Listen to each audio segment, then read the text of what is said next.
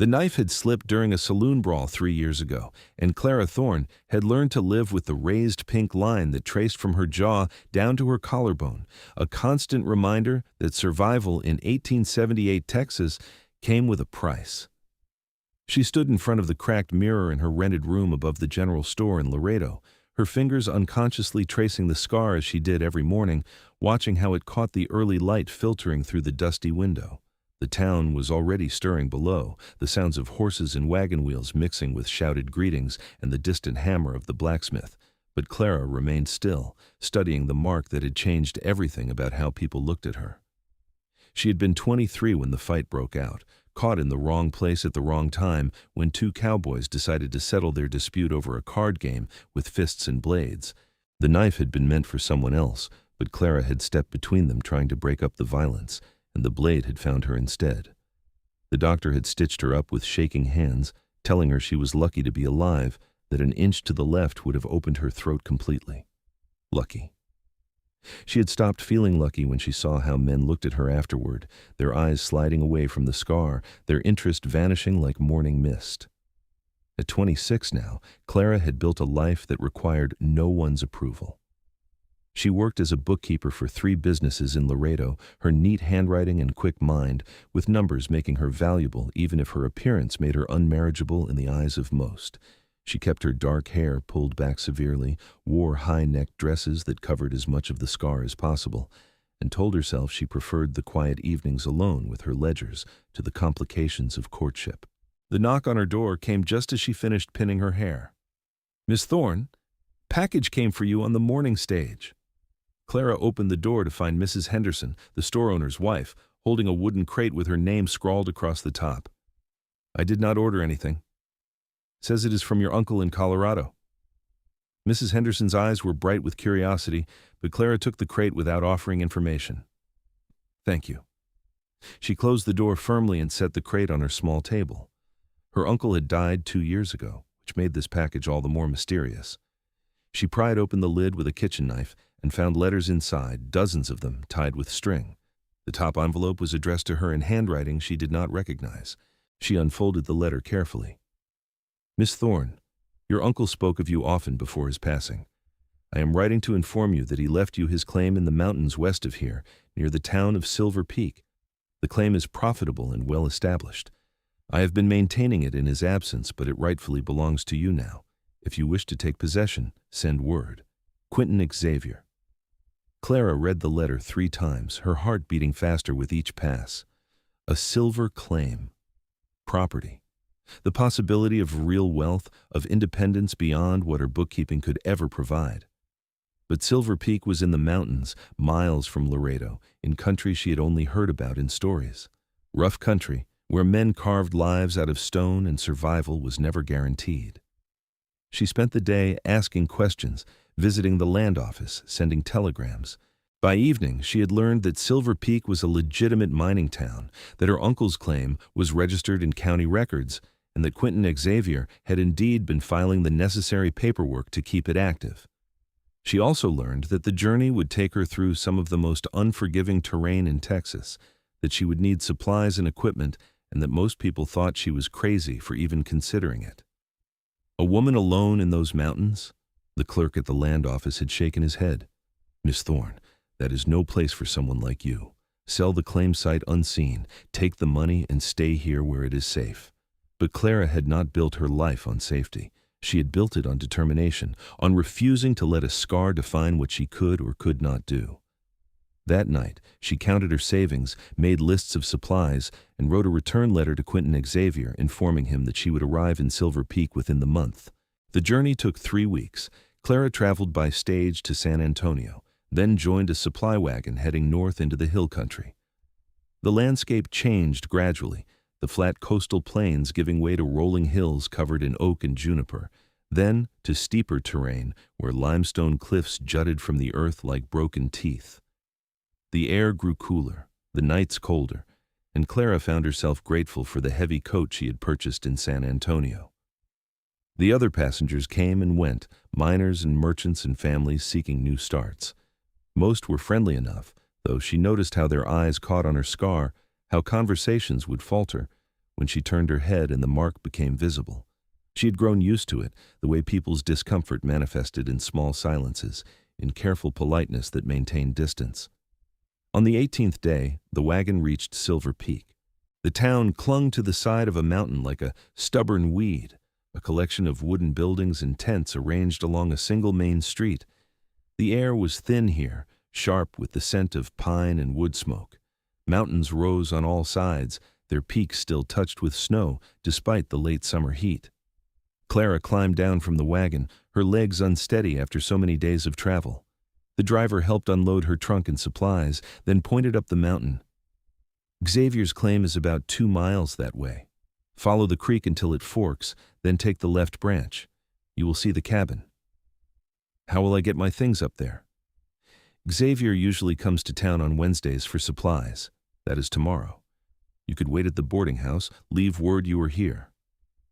The driver tipped his hat. Good luck, Miss Thorne. You're going to need it. She spent the night in a room that was barely more than a closet, listening to the sounds of the mining town settling in for the night. Laughter and piano music drifted from the saloons, punctuated by the occasional shout or crash. She thought about the letter, about the man who had been maintaining her uncle's claim. Quinton Xavier. She knew nothing about him except that he had honored his obligation to a dead man's property, which spoke to a certain integrity.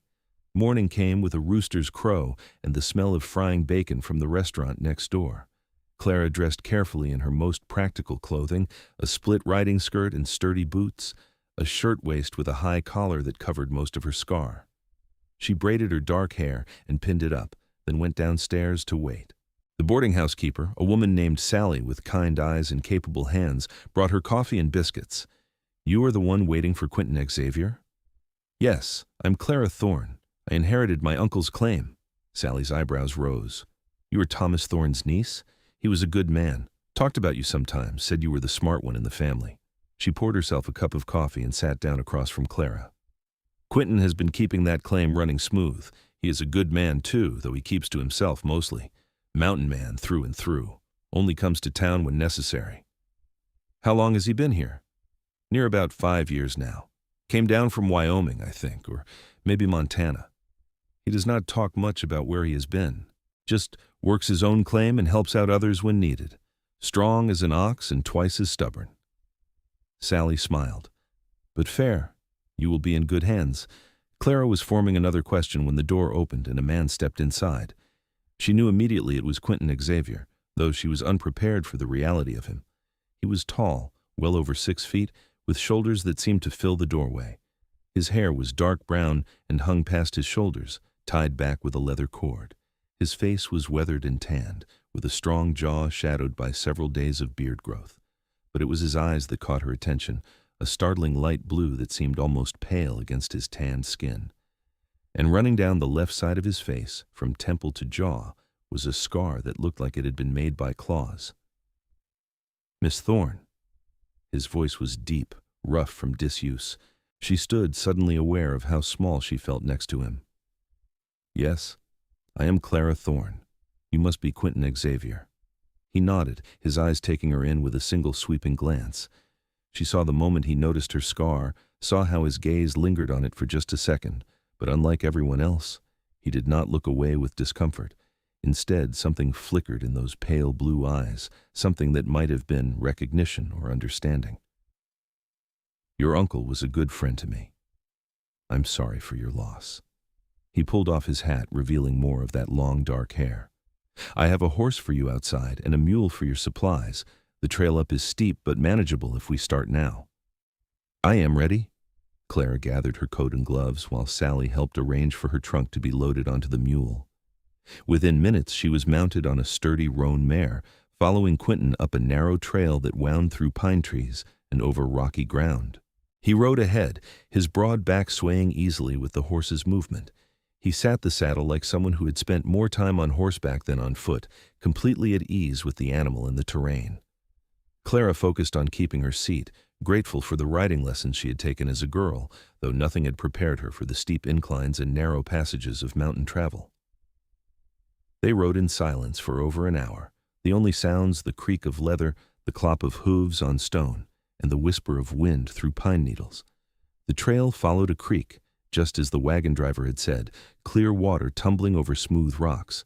Birds called from the trees, and once Clara saw a deer watching them from the shadows before it bounded away. When the creek forked, Quinton guided his horse to the left without hesitation. The trail grew steeper here, and Clara leaned forward in the saddle, trusting the mare to find her footing. Just when she thought her legs could not take any more, the trees opened up and she saw the cabin. It was larger than she had expected, built of solid logs with a stone chimney and a covered porch. A smaller building stood nearby, probably a storage shed or workshop, and beyond that, she could see the dark mouth of a mine entrance cut into the mountainside.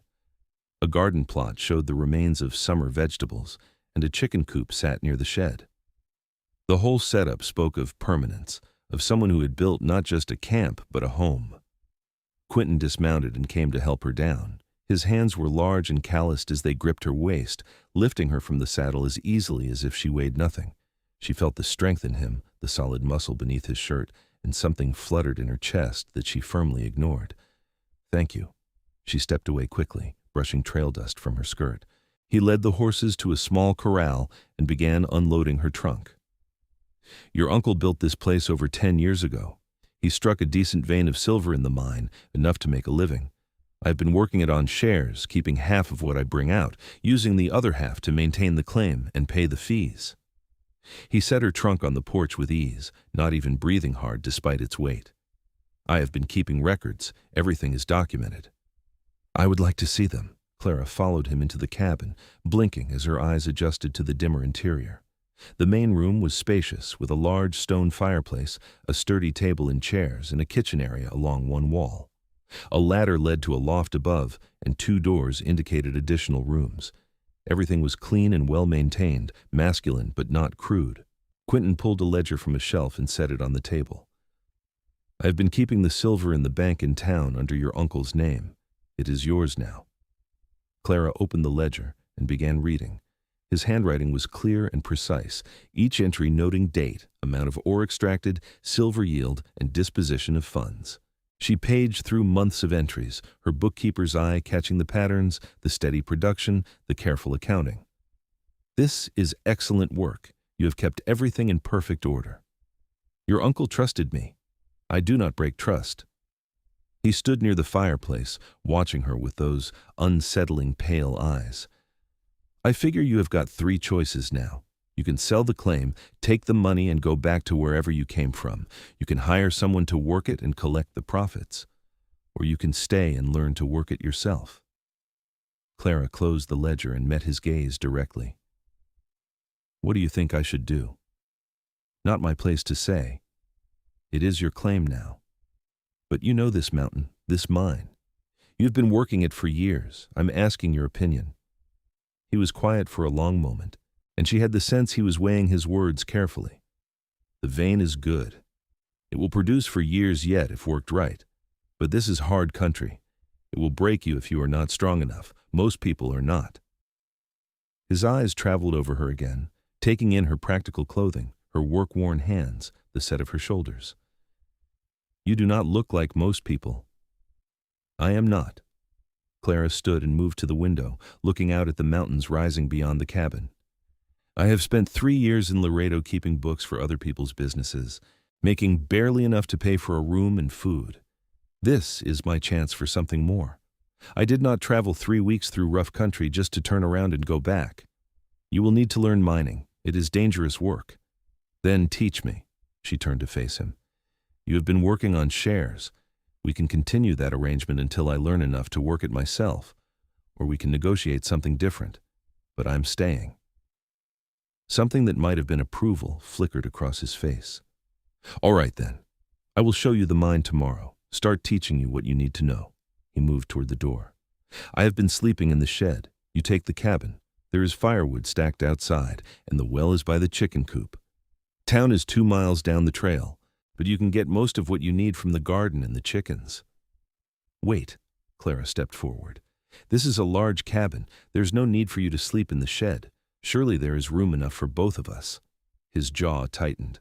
Not proper, a man and woman living under the same roof without being married.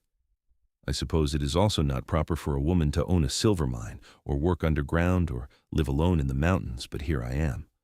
Clara crossed her arms. "I am not concerned with what is proper, Mr. Xavier. I am concerned with what is practical.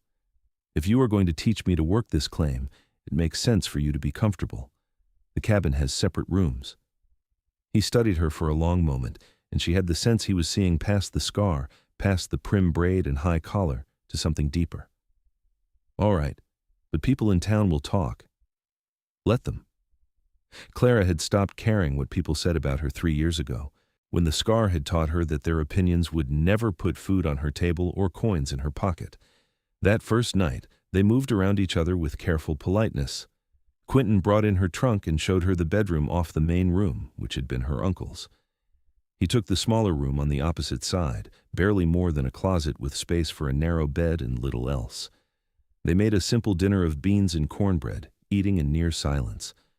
But as Clara lay in bed that night, listening to the unfamiliar sounds of the mountain, the whisper of wind through pines and the distant call of an owl, she felt something she had not felt in years.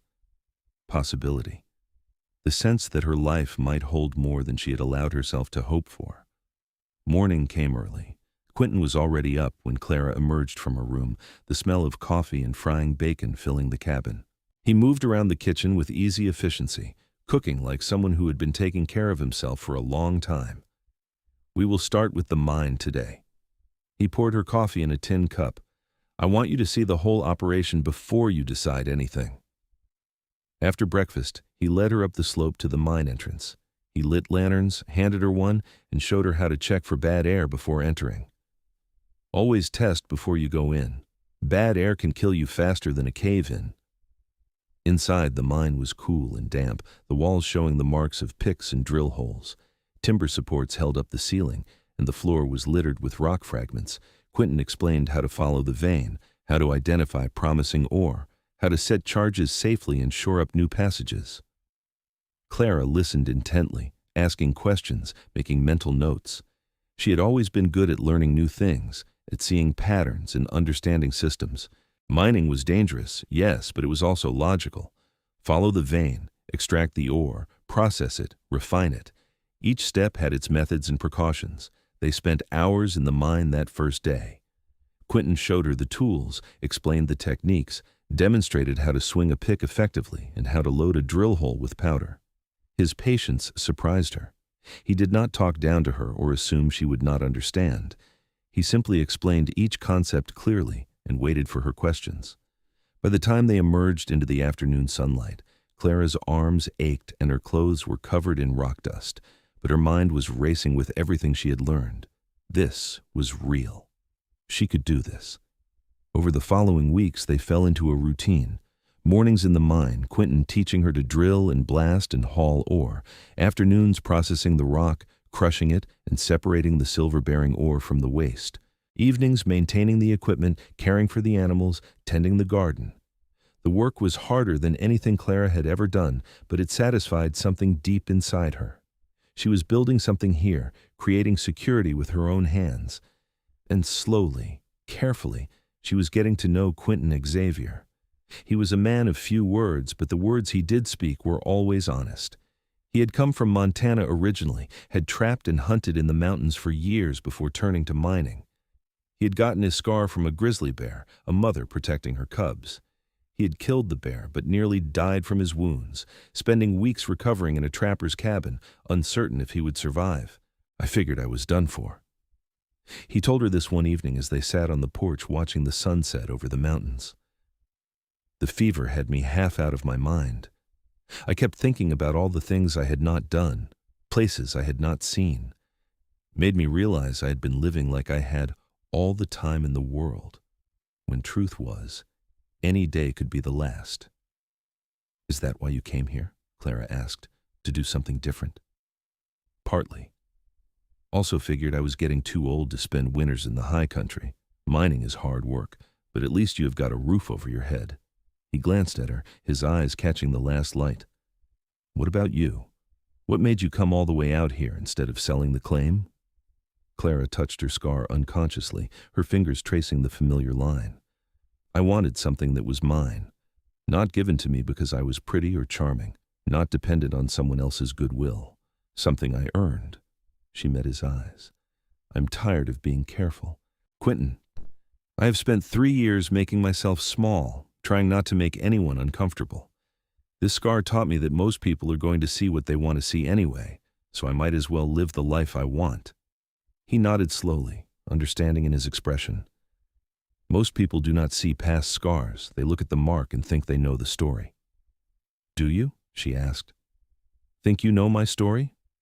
No. His voice was quiet but certain. I figure you are the only one who knows that, but I know you are not afraid of hard work, and you do not give up when things get difficult. That tells me enough. Something warm unfurled in Clara's chest, a feeling she had not allowed herself in years. She looked away quickly, focusing on the darkening mountains, afraid he would see too much in her face. As autumn approached, the air grew colder and the aspens turned gold. Clara had learned to handle the mining tools with confidence, could set a charge and blast her almost as efficiently as Quinton. Her hands had grown calloused, her arms stronger. She no longer ached at the end of each day, her body adapting to the constant physical labor. But more than that, she had grown comfortable with Quinton's presence. They worked together with an easy rhythm, anticipating each other's movements, communicating as much through gesture as words. In the evenings, they would sit by the fire and talk, or sometimes just sit in companionable silence. Clara found herself noticing small things about him, the way he moved with unconscious grace despite his size, the rare smile that softened his weathered face, the gentleness in his hands when he tended the horses or repaired a tool. She tried not to think too much about what it meant that she noticed these things, tried not to acknowledge the flutter in her chest when he looked at her with those pale blue eyes, or the warmth that spread through her when his hand brushed hers passing a tool or cup. October brought the first real cold snap. Clara woke one morning to find frost on the windows, and Quinton already up, building a fire in the stove. She wrapped a blanket around her shoulders and joined him in the main room. Storm is coming. He nodded toward the window. Sky has that look. We should lay in extra firewood today. Make sure the animals are secured. They spent the morning preparing, hauling wood, checking the shed and chicken coop for gaps that might let in wind. The sky grew darker as they worked, heavy clouds building over the peaks. By afternoon, the first snowflakes were falling, large and wet. This is early for snow. Quinton secured the last shutter on the cabin. Going to be a hard winter. They made it inside just as the storm hit in earnest. Wind howled around the cabin, driving snow against the walls and windows. The temperature dropped rapidly, and soon they were huddled near the fireplace, the flames crackling cheerfully despite the fury outside. Clara made stew from dried meat and vegetables, while Quinton maintained the fire. They ate in the warm circle of firelight, the storm raging beyond the walls but unable to touch them here. "Tell me about your uncle," Quinton said after they had finished eating. "Thomas talked about you, but I would like to hear your side." Clara smiled, remembering. He was my mother's brother. A bit of a wanderer, always had stories about some new place he had been, or some adventure he had gotten into. My parents thought he was reckless, but I always loved his visits. He made the world seem bigger than the little town where I grew up. She stared into the fire. When I told him I was moving to Laredo to work as a bookkeeper, he was the only one who did not try to talk me out of it. He said I was smart to make my own way. He was right about that. Quinton added wood to the fire. He talked about you a lot toward the end, worried that you were alone. Made me promise that if anything happened to him, I would make sure you knew about this place. He wanted you to have choices. Clara felt tears prick her eyes. I wish I could have seen him one more time, thanked him. He knew. Quinton's voice was gentle. He was proud of you. The storm lasted 3 days. They were trapped inside the cabin, but it never felt cramped or uncomfortable. They talked for hours, sharing stories of their pasts, their hopes, their regrets. Quinton told her about growing up in Montana, about losing his parents to fever when he was young, about learning to survive in the mountains because he had nowhere else to go. Clara told him about her childhood in East Texas, about the expectations that had weighed on her, about the night in the saloon when everything changed. I thought my life was over. She touched her scar, that unconscious gesture she had never quite broken. The doctor stitched me up and I thought, well, that is it then. No man will ever want me now. I will be alone forever." She laughed softly, though there was old pain in the sound. It took me a while to realize that was not a tragedy, that being alone was better than being with someone who could not see past a scar. Quinton was quiet for a moment, the firelight casting shadows across his face, highlighting his own scar. "I used to think the same thing, that the bear had marked me, made me unfit for normal life. That is why I stayed in the mountains, kept away from people." He turned to look at her, his pale blue eyes intense in the firelight. "But you are not unfit, Clara. You are one of the strongest people I have ever met. Anyone who cannot see that is a fool." Her breath caught. They were sitting close together on the bench near the fire, close enough that she could see the silver threads in his dark hair, the lines at the corners of his eyes, close enough to feel the warmth radiating from his body, the solid presence of him. Quinton. His name came out barely above a whisper. He lifted his hand slowly, giving her time to pull away, and traced the line of her scar with one calloused fingertip, starting at her jaw and following it down to where it disappeared beneath her collar. His touch was feather-light, reverent, and it sent shivers through her entire body. "We match now." His voice was rough with emotion. He tilted his head, showing his own scar clearly. Both marked, both survivors. And then he was kissing her, gentle but sure, his lips warm against hers. Clara's eyes fluttered closed and she leaned into him, her hands coming up to rest on his broad chest, feeling the solid muscle beneath the fabric, the steady beat of his heart. The kiss deepened, and she felt years of loneliness melting away, years of telling herself she did not need this, did not need anyone. But she needed this, needed him. When they finally pulled apart, both breathing hard, Quinton rested his forehead against hers. "I have been wanting to do that since the day you arrived, seeing you stand there in the boarding house, so determined, so fierce. I knew then you were different." "I have been wanting it too," Clara admitted. "But I was afraid you were just being kind, that you would realize I was not worth the trouble." He pulled back enough to look her in the eyes, his hands cupping her face with infinite gentleness. "Clara Thorne, you are worth everything. You came out here alone, learned to work a silver mine, built a life in these mountains. You are brave and strong and brilliant." His thumb traced her scar again. "And beautiful. So damn beautiful it makes my chest ache." She kissed him again, pouring everything she felt into it, all the longing and hope and fear and joy. His arms came around her, pulling her close, and she felt safe in a way she never had before. Not safe from the world, but safe to be herself, scars and all. That night, the storm still raging outside, they moved from the fireside to her bed. Quinton's hands were gentle but sure as he helped her out of her clothes, his eyes worshipful as he traced every line of her body, including and especially her scar.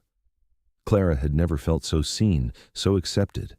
She explored him in turn, mapping the hard plains of muscle, the scars from years of hard living, the evidence of his strength and survival. When they came together, it was both tender and passionate, a claiming and a surrender all at once. Clara had been with a man before, a brief relationship before the scar that had ended badly. But this was different. This was connection, understanding, two damaged people finding wholeness in each other. Afterward, they lay tangled together, Clara's head on Quinton's broad chest, listening to his heartbeat, feeling his fingers stroke through her unbound hair. "Stay with me," she whispered. "Not just working the claim, stay with me. I am not going anywhere." His arms tightened around her. "Unless you send me away, I'm staying right here." "I would never send you away." She tilted her head up to look at him. "I love you, Quinton. I think I have been falling in love with you since you first walked into that boarding house, but I was too afraid to admit it." His smile was radiant, transforming his weathered face. "I love you too, Clara. Have since that first day. You looked at my scar and you did not flinch, did not look away. You just saw me. No one has done that in a long time." The storm broke by morning, revealing a world transformed by snow. Everything was white and pristine, the mountains glittering in the sharp autumn sunlight. Clara and Quinton stood on the porch together, his arm around her shoulders, looking out at their domain. "We should go to town soon," Quinton said. "Get supplies before the next storm, and maybe stop by the preacher's house." Clara looked up at him. The preacher. Well, you said people will talk about us living together. Might as well give them something real to talk about. His pale eyes were warm with affection and a hint of nervousness. That is, if you will have me.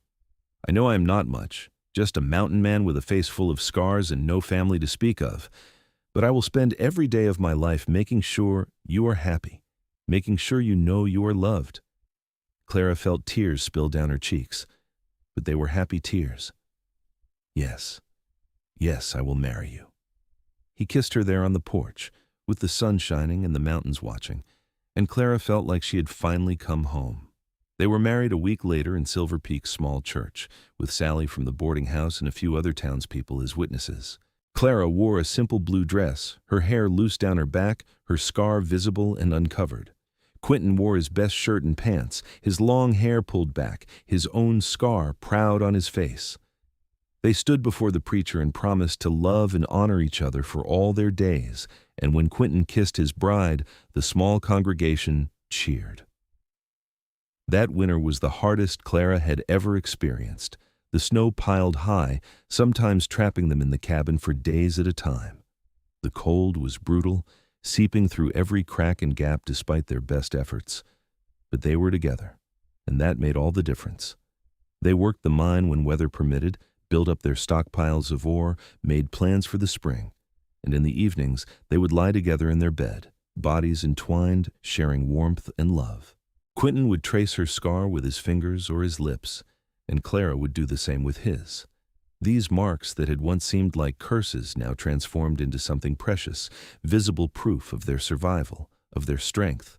Spring came late that year, but when it arrived, it transformed the mountains into a paradise of wildflowers and rushing streams. Clara and Quinton worked harder than ever, extracting ore and processing it, making the trips to town to deposit their silver in the bank.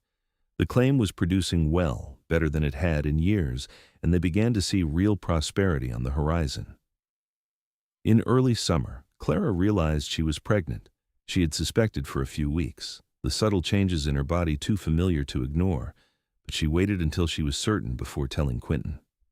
She found him in the mine one afternoon, drilling a new hole, and waited until he paused in his work. I have news. She tried to keep her voice steady, but excitement bubbled through anyway. He set down the drill, instantly attentive. What is it? Are you all right? I am more than all right. I am pregnant. We are going to have a baby. For a moment, Quinton just stared at her, his face frozen in shock. Then a grin split his face, wide and joyful, and he let out a whoop that echoed through the mine. He swept her up in his arms, spinning her around despite her laughing protests. Careful! Put me down before you hurt yourself or me. He set her down gently but kept his hands on her waist, looking down at her with wonder. A baby. We are going to have a baby. Then concern crossed his face. Should you still be working in the mine? Is it safe? For now, yes, but I will need to be more careful, and as I get bigger, I will need to stop the heavy work. She took his hands. We will manage. We always do. He kissed her tenderly. I'm going to take care of you, both of you, I promise. True to his word, Quinton became almost obsessively protective. He took over all the heavy work in the mine, insisting Clara rest more, eat more, take care of herself. She protested at first, not wanting to be treated like an invalid, but eventually she accepted his care for what it was, love expressed through action. As her belly grew, they began preparing for the baby. Quinton built a cradle from smooth pine, sanding it until there were no rough edges, carving small animals into the headboard. Clara sewed tiny clothes, hemming soft blankets, nesting in the cabin just as the birds nested in the trees outside. The baby came in early February, born during another blizzard. Sally had come up to the cabin a week earlier, sensing the birth was imminent, and she stayed to help when Clara's labor began.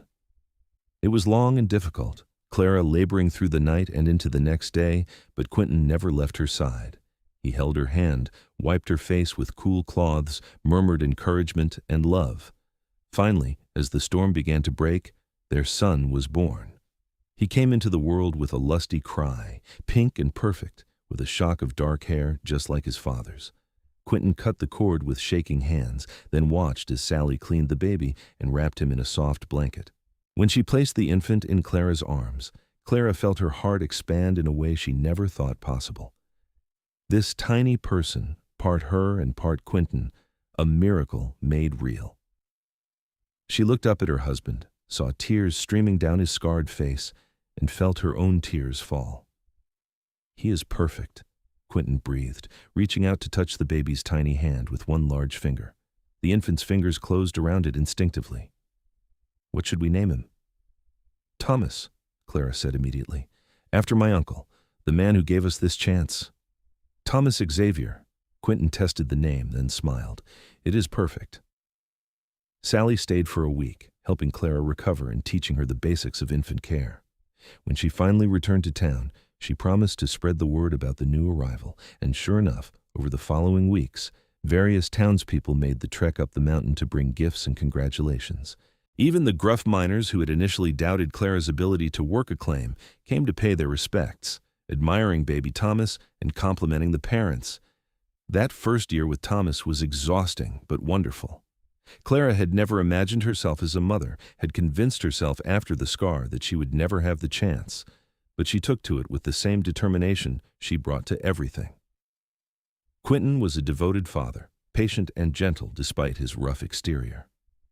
Clara would often find him walking the floor with Thomas in the middle of the night, humming tunelessly, the baby peaceful against his broad chest. As Thomas grew, Clara returned to work in the mine, though she modified her schedule to accommodate feeding times. They took turns with childcare, one working while the other watched the baby. It was not easy, but they made it work. Their partnership as strong in parenting as it was in mining. The years passed quickly. Thomas grew into a sturdy toddler, then a curious child, exploring every inch of the mountain with the fearlessness of youth. When he was 3, Clara became pregnant again, and this time their daughter was born on a bright September morning with no complications. They named her Sarah, and she had Clara's dark eyes and determined chin. With 2 children, the cabin felt smaller but fuller, alive with laughter and noise and love. Clara would sometimes stand in the doorway watching Quinton play with the children, marveling at how far she had come from that woman in Laredo who thought her life was over. She had a family now, a real family. She had love and purpose and a future that stretched bright before her. The silver claim continued to produce, providing them with financial security. They expanded the cabin, adding more rooms for the growing children. They bought more land, secured water rights, built a proper barn for the horses. The Xavier claim became one of the most productive in the area, and Clara's business sense, combined with Quinton's mining expertise, made them prosperous. But it was never about the money for them. It was about building something together, about creating a life that belonged to them alone. A life where scars did not matter, where the past was just a story that led to this moment. When Thomas was 7 and Sarah 4, Clara became pregnant once more. This time, the pregnancy was harder, and she was older now, 34. Quinton worried constantly, fussed over her even more than he had with the first 2. But Clara weathered it with typical determination, continuing to work until the final weeks, refusing to be treated as fragile. Their second son was born in June, a month early but healthy. They named him James, and he was an easy baby, content to sleep in his cradle while the household bustled around him. With 3 children, their lives were busier than ever, but Clara had never been happier. She would sometimes catch sight of herself in the mirror, older now, lines at the corners of her eyes, her dark hair touched with silver. And always, the scar running from jaw to collarbone, that mark that had once seemed like the end of everything. But when she looked at it now, she saw not a curse, but a gift. Because without the scar, she might never have come to Silver Peak, might never have met Quinton, might never have built this beautiful, chaotic, perfect life. One evening, when Thomas was 10, Sarah 7, and James 3, the family sat together on the porch watching the sunset paint the mountains in shades of gold and rose. The children were playing a game, their laughter bright in the clear air. Quinton sat beside Clara on the bench they had built together years ago, his arm around her shoulders, her head on his chest. "Do you ever regret it?" Clara asked quietly. "Tying yourself to a scarred woman and a rundown mine?" Quinton's arm tightened around her. "Not for a single moment. You're the best thing that ever happened to me, Clara. You and these children. This life we have built." He turned to look at her, his pale blue eyes serious. "I was just surviving before you came. Living, but not really alive. You showed me what it means to truly live." Clara reached up and traced his scar, that mark from the grizzly bear that had nearly killed him. "We match," she whispered, echoing the words he had spoken to her so long ago. "We do." He kissed her softly. "In every way that matters." The years continued to roll by, each season bringing its own challenges and joys. The mine continued to produce, though as the children grew older, they began talking about what came after. Thomas showed interest in mining, often working beside his father, learning the trade. Sarah was more interested in books and numbers, reminding Clara of herself at that age. Young James was still finding his way, curious about everything, content to explore. When Clara turned 40, Quinton threw a party at the cabin, inviting half the town. Sally came up, now elderly but still sharp, hugging Clara and exclaiming over how the children had grown. The miners who had once doubted her raised toasts to the best mine owner in Silver Peak. The preacher who had married them blessed their continued union. As the party wound down and the guests headed back to town, Clara stood with Quinton looking out at the mountains they had made their home. 20 years. It had been 20 years since she had received that mysterious package in Laredo. 20 years since she had decided to take a chance on an unknown future. "Thank you," she said to Quinton, taking his hand. "For what?" "For seeing me. For loving me. For building this life with me." She looked up at him, this mountain man who had become her world. "For kissing my scar and showing me that what I thought was a curse was really just a different kind of beauty."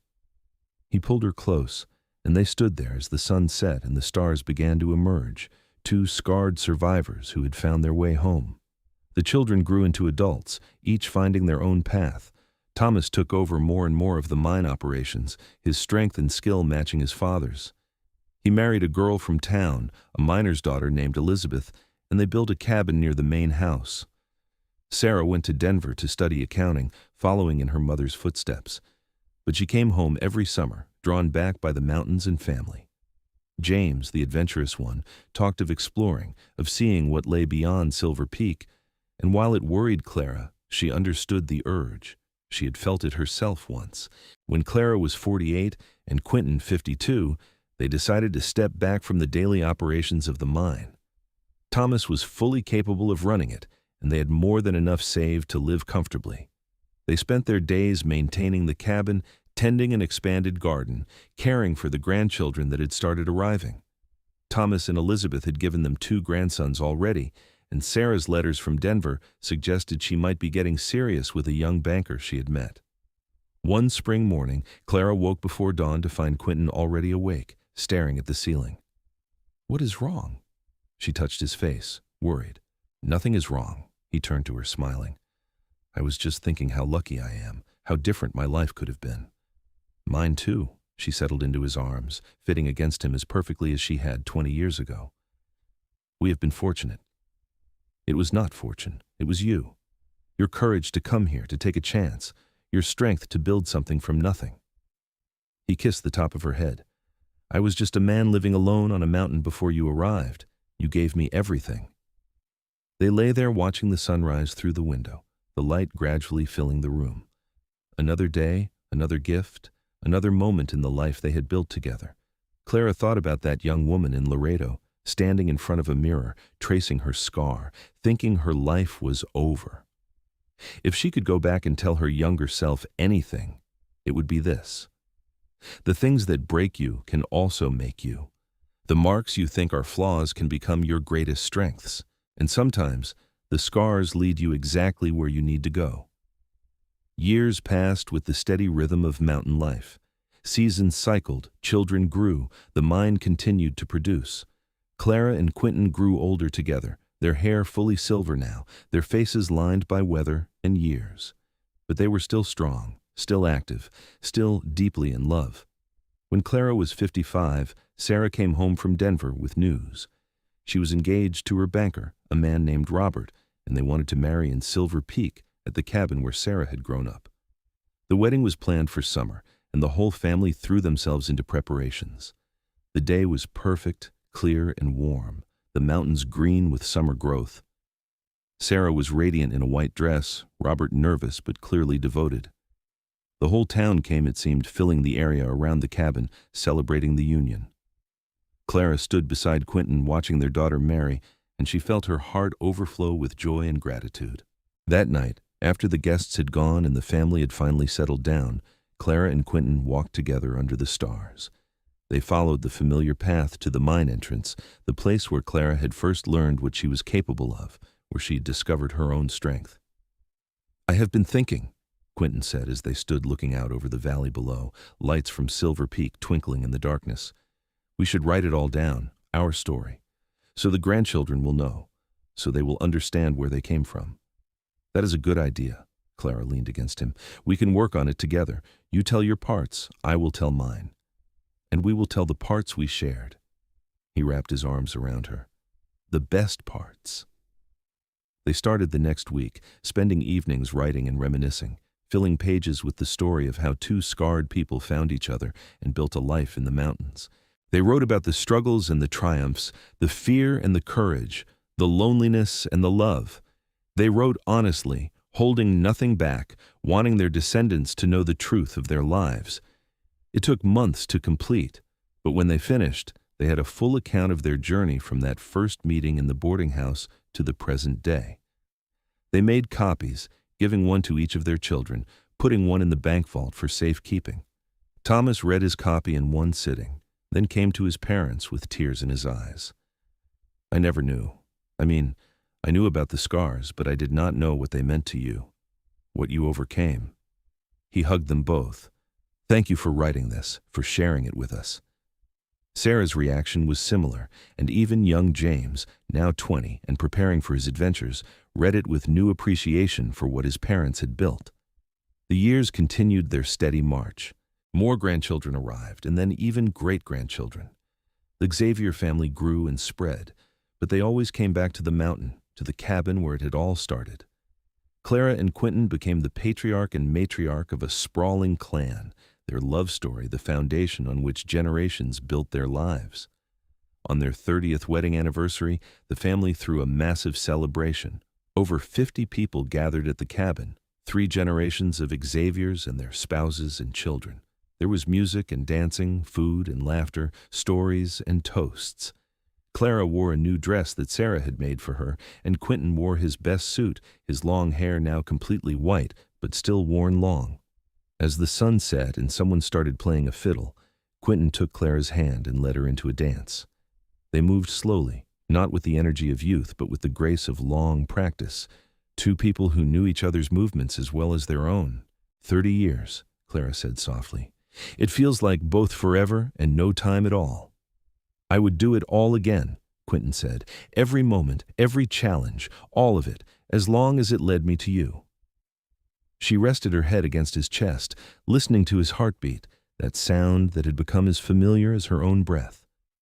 Around them, their family danced and celebrated, the legacy of two people who had refused to let their scars define them. As Clara grew older, she found herself thinking more and more about time and legacy. She was 62 now, still healthy but feeling her age in ways she never had before. Quinton was 66, still strong but slowing down, his joints stiff in the mornings, his breath shorter after climbing the mountain paths. They had lived good lives, built something meaningful, left their mark on the world. But Clara wanted to make sure one more thing was recorded, one final truth that needed to be spoken. One evening, with just the two of them in the cabin, children and grandchildren off living their own lives, Clara took Quinton's hand and led him to sit by the fire. "I want to tell you something," she said, "something I should have said more often over the years." "What is it?" He looked at her with those pale blue eyes that still made her heart skip. "You saved my life, not by rescuing me from danger or pulling me from a fire, but by showing me that I was worth saving, by looking at my scar and seeing beauty instead of flaw, by loving me when I did not think I was lovable." Tears spilled down her cheeks. "You gave me everything, Quinton. Family, home, purpose, love. You gave me myself." He reached out and traced her scar, that gesture that had become ritual between them, a symbol of everything they meant to each other. "And you gave me the same. I was dead inside before you came, Clara, walking and breathing but dead all the same. You brought me back to life. You showed me what it means to be truly seen, truly known, truly loved." They sat together in the firelight, holding each other, two scarred survivors who had found wholeness in each other's arms.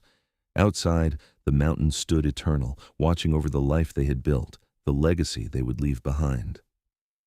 More years passed. Clara turned 70, then 75.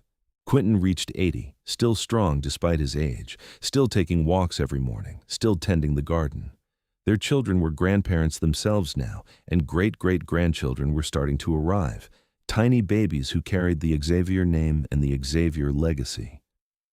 The cabin had been expanded so many times it was now more compound than house, with additional structures for visiting family, a large communal dining hall, a library that housed all the family records and stories.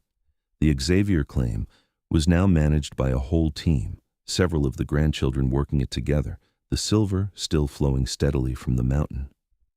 Clara's health began to decline when she was 78. Nothing dramatic, just the slow winding down of a body that had worked hard for many years. She tired more easily, needed help with tasks that had once been simple. But her mind remained sharp, and she spent her days reading, writing letters to far-flung family members, and sitting on the porch watching the mountains. Quinton was with her constantly, caring for her with the same devotion he had shown since the day they met. He helped her dress, prepared her meals, read to her when her eyes grew tired.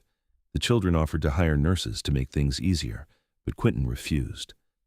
"I've been taking care of your mother for 50 years. I am not stopping now." One autumn evening, as the aspens turned gold and the first cold winds began to blow, Clara knew her time was coming. She could feel it in her bones, a deep certainty that she had reached the end of her journey. She was not afraid. She had lived fully, loved completely, left a legacy that would endure. She asked Quinton to gather the family, and they came quickly. Children, grandchildren, great-grandchildren, filling the cabin and spilling out onto the porch. Clara sat in her favorite chair by the fire, wrapped in quilts, looking at the faces of the people who had come from her and Quinton, the living proof of their love. "I want to tell you all something." Her voice was weak but clear. "I want you to know how blessed I have been, how grateful I am for every moment of this life." She reached for Quinton's hand, and he took it, his own eyes bright with tears. "I want you to know that no matter what challenges you face, no matter what scars you carry, you can build something beautiful. You can find love and purpose and joy. Never let anyone tell you otherwise." She looked at Quinton, memorizing his face one last time, the face that had become her home. "And I want you all to know that your grandfather is the best man I've ever known. He showed me what real love looks like. He gave me everything." There were tears all around, but also smiles, understanding that this was not a goodbye born of tragedy, but a natural completion of a life well lived. That night, with Quinton lying beside her, holding her close as he had for 50 years, Clara closed her eyes and slipped peacefully away. She went surrounded by love, in the home she had built, on the mountain she had claimed, with the man she loved more than life itself. The funeral was held on the mountain, near the mine entrance, overlooking the valley Clara had loved. Hundreds came to pay their respects, family and friends, townspeople and strangers who had heard the story of the scarred woman who came to Silver Peak and built an empire of love. Quinton stood silent through most of the service, his face carved from stone, but when it came time to speak, he stepped forward. "Clara was the bravest person I ever knew. She took a mark that others saw as a flaw and turned it into a badge of courage. She came to this mountain with nothing but determination and built something that will last generations." His voice broke. "She was my wife, my partner, my best friend. She was everything, and I will love her until I draw my last breath and beyond." He lived 2 more years after Clara's death, staying in the cabin they had shared, tending the garden, taking his morning walks. The family worried about him, but he seemed at peace, often talking to Clara as if she were still there, telling her about the grandchildren's accomplishments, the state of the mine, the beauty of each sunrise. On a spring morning, with the wildflowers blooming and the air sweet with pine, Quinton walked out to the porch, sat in the chair next to where Clara used to sit, and simply did not wake up. The family found him there, a peaceful expression on his face, as if he had just stepped through a door to wherever Clara had gone. They buried him beside her, on the mountain they had made their home. The headstones were simple. Clara Thorne Xavier, 1852–1931. Quinton Xavier, 1826–1933. Beloved. And beneath, carved into the stone, we match now. The Xavier family continued to grow and thrive, generation after generation, always coming back to the mountain, to the cabin, to the story of the two scarred people who had built something beautiful from nothing.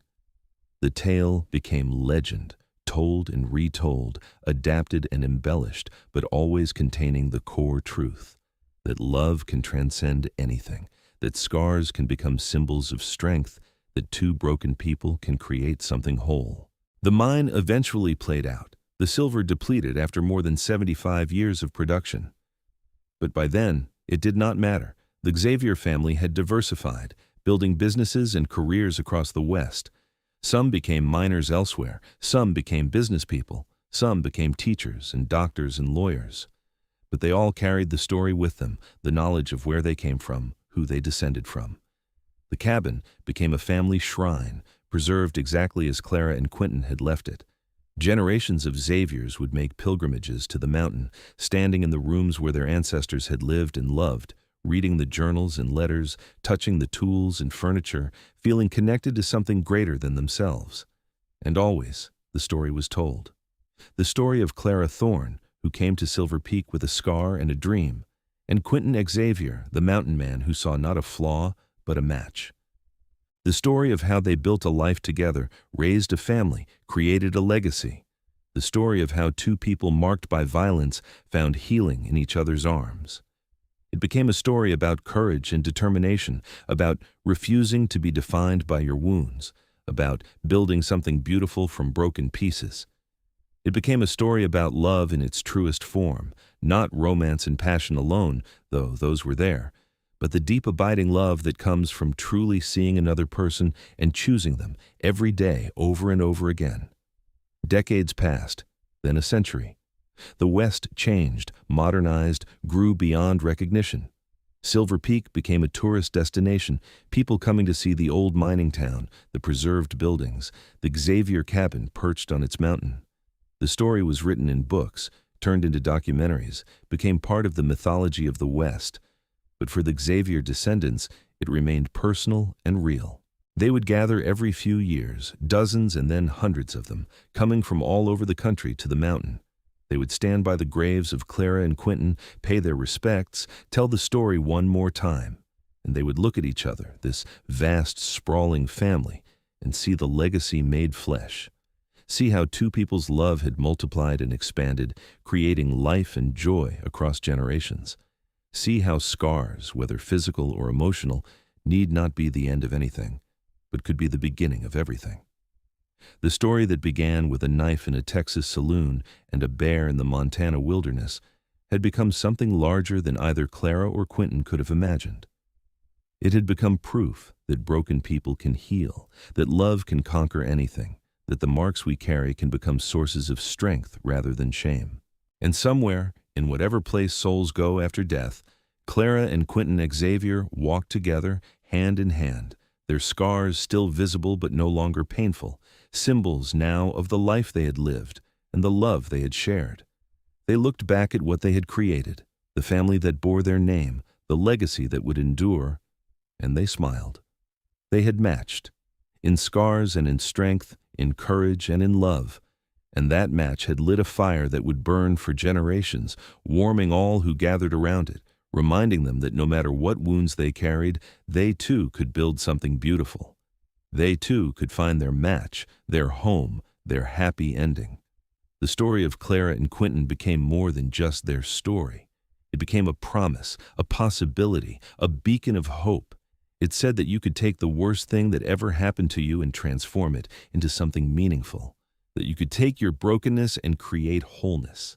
That you could take your scars and find someone who saw them as beautiful, who kissed them and said, "We match now." And in the end, that was the greatest legacy of all. Not the silver they had mined, or the wealth they had accumulated, or even the large family they had created, though all of those mattered. The greatest legacy was the example they set, the proof they provided that love and courage and determination could overcome anything. That two people marked by violence could find peace, that two lonely souls could find each other, that two scarred survivors could build something beautiful, something lasting, something worth remembering. That in a wild and unforgiving land, in a time of hardship and struggle, love could still triumph, love could still heal, love could still transform two broken people into something whole and beautiful and eternal. And so the story ended where it began, with scars and love and the promise that we all match, somehow if we are brave enough to look past the surface and see the strength beneath, if we are courageous enough to kiss the wounds instead of turning away, if we are wise enough to recognize that the things that mark us are often the things that make us who we are, and that finding someone who sees that truth is the greatest gift of all. Clara and Quinton Xavier had found that gift. They had lived it, embodied it, passed it down through generations, and their story, carved into stone and written in hearts, would endure as long as people believed in the power of love to heal, the power of courage to transform, and the power of two scarred souls to find their way home to each other. The mountain stood eternal, watching over their graves, holding their memory, sheltering their descendants. And if you listened carefully on quiet evenings when the wind whispered through the pines and the stars blazed overhead, you could almost hear them. Clara and Quinton still talking, still laughing, still telling their story, still matching after all these years, after all this time, after everything, forever matched, forever loved, forever home.